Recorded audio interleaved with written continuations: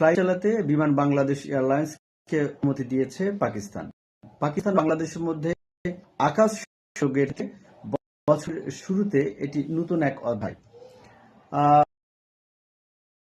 পাকিস্তানের সংবাদ পাকিস্তান কর্তৃপক্ষ নিয়েছে বিমান বাংলাদেশ এয়ারলাইন্সকে যে রুট চলাচলের অনুমোদন দেওয়া হয়েছে সেটি কিভাবে মানতে হবে।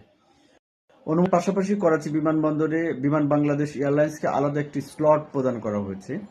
ঢাকা থেকে বিমান উড়ার আগে করাচি বিমানবন্দর কর্তৃপক্ষকে ফ্লাইটের বিস্তারিত তথ্য বিমান বাংলাদেশ এয়ারলাইন্সকে জানাতে হবে। সঙ্গে নিশ্চিত করতে হবে অপারেশনাল সমন্বয় ও নিরাপত্তা সম্মতি। দেশটির বিমান চলাচল সংশ্লিষ্ট কর্মকর্তারা জানান, ঢাকা ও করাচির মধ্যে সরাসরি ফ্লাইট পরিচালনা বাংলাদেশ ও পাকিস্তান উভয় দেশের জনগণের জন্য লাভজনক হবে। এছাড়াও ভ্রমণ ও জনগণ টু জনগণ সম্পর্ক জোরদার, ব্যবসা ও বাণিজ্য সম্প্রসারণের পথ উন্মোচিত হবে। নিজস্ব সূত্রের বরাত দিয়ে সামা নিউজ জানিয়েছে, সরকারের আনুষ্ঠানিক অনুমোদনের পর পাকিস্তানের বেসামরিক বিমান চলাচল কর্তৃপক্ষ বিমান বাংলাদেশকে ঢাকা করাচি ফ্লাইট পরিচালনার অনুমতি দিয়েছে।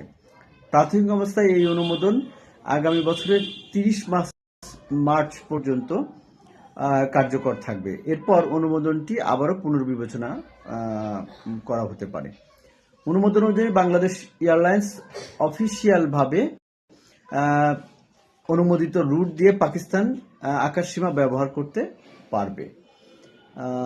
বেশ কিছুদিন যাবৎ আলোচনা চলছিল যে বাংলাদেশ অর্থাৎ বাংলাদেশ পাকিস্তান ঢাকা করাচি সরাসরি ফ্লাইটের বিষয়টি। অবশেষে সেই অনুমোদন পাওয়া গেলে এখন কবে শুরু হবে সেটি হয়তো পরে আমরা জানতে পারবো। সুপ্রিয় দর্শক মণ্ডলী, ভালো থাকবেন, সুস্থ থাকবেন, নিরাপদ থাকবেন, আমাদের সঙ্গে থাকবেন।